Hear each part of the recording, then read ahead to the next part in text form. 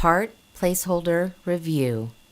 When writing an estimate for a customer or making a kit or menu labor, we may not have an actual part on our parts list to use for the estimate or the kit.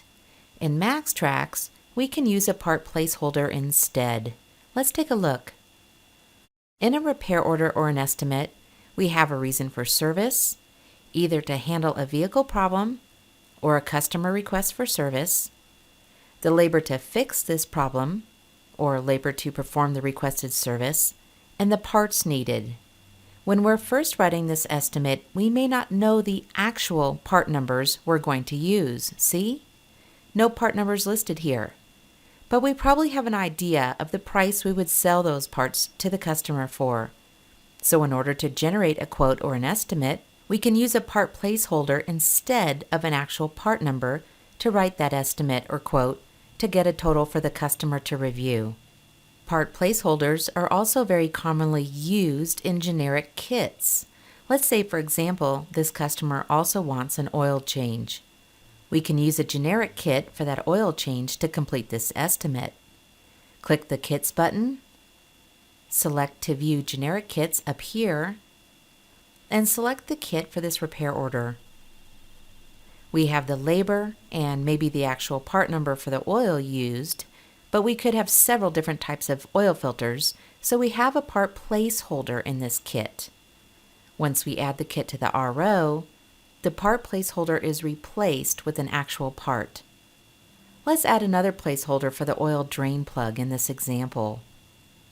Click Parts and select Part Placeholder. And this select button on the right takes you to this parts list. It has a progressive search, so I can type OI to see if oil drain plug is on the list, and it's not. Just click this Add Description button down here to add oil drain plug to this placeholder list. And click OK. Then click Select, and we'll enter a regular price to sell the drain plug for and click OK. So placeholders can be used to make estimates, they can be used in a generic kit or a menu labor, and placeholders are designed to be replaced with the real part number. Vehicle-specific kits for oil changes with the actual oil filter used can be started with a generic kit using part placeholders. Let's look at that workflow. Right-click on a part placeholder and replace this placeholder with a part from the inventory list or from an online catalog. I'll choose a part from my list for this example. If the actual part used is not the exact same price as a placeholder, which is pretty typical, I'll get this notice. Which price would you like to use? I can select to keep the placeholder price, no matter the cost of the actual part, or choose the price of the actual part using my pricing method that I have set up in that part record. If I was trying to keep to an exact price for an oil change, for an example, from a kit or a menu price labor, I might select to sell the part at the lower placeholder price, or just have the customer pay the standard selling price for that oil filter. I'll do that and select Use Inventory Part Price and OK.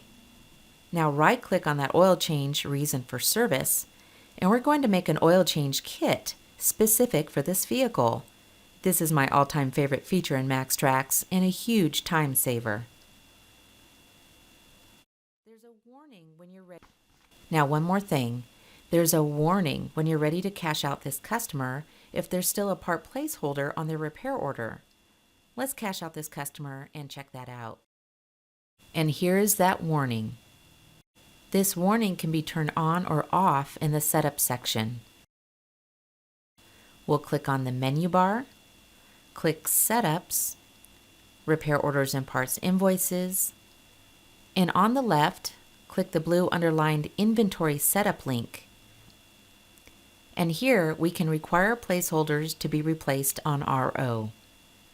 We also have an option to allow Manager Override, allowing the repair order to be paid even with a placeholder on the RO after clicking on that warning screen.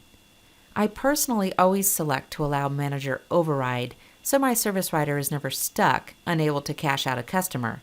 However, my service writers know that they would have to void that paid and posted RO, replace the placeholder with the actual part, and then repost that invoice correctly without the placeholder.